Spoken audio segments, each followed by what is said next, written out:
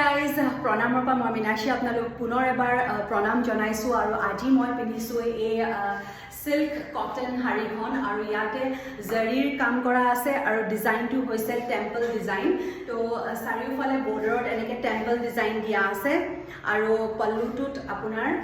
এনেধৰণে আছে এয়া পল্লুটো আৰু সাইডত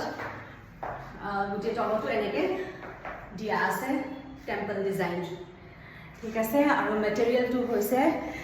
হ্যান্ডলুম কটন সিল্ক তো ইয়াৰ দাম হৈছে 800 আৰু ইয়াৰ মোৰ কেইবাটাও কালাৰ আছে মই এতিয়া পিন্ধি আছোঁ এইখন ব্লেক হয় আৰু তাৰ পিছত মোৰ লগত আছে এখন নেভি ব্লু এইখনো বিৰাট ধুনীয়া এয়া খুলি দিয়াৰ লগত এনেকৈ সাইডত এয়া চাওক জৰীৰ এনেকুৱা টেম্পল ডিজাইন কৰা আছে চাৰিওফালে এনেকৈ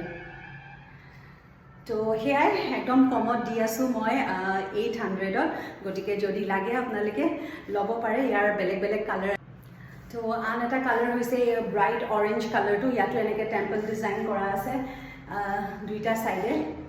এয়া টেম্পল ডিজাইন কৰা আছে আৰু পল্লুটো এনেকুৱা তো এইখন এখন নেক্সট পিংক কালাৰত এখন আছে এয়া এয়া চাওক এয়া টেম্পল ডিজাইন এয়া পিংক কালাৰত লাইট য়েল্লোত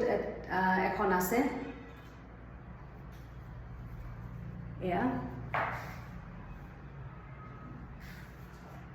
ইয়াৰ লগত ব্লাউজ পিচ এটেচড আছে এইটো ব্ৰাইট য়েল্লো গ্ৰীণ কালাৰ যাৰ গ্ৰীণ কালাৰ ভাল লাগে তেওঁলোকৰ কাৰণে এই গ্ৰীণ কালাৰত এখন আছে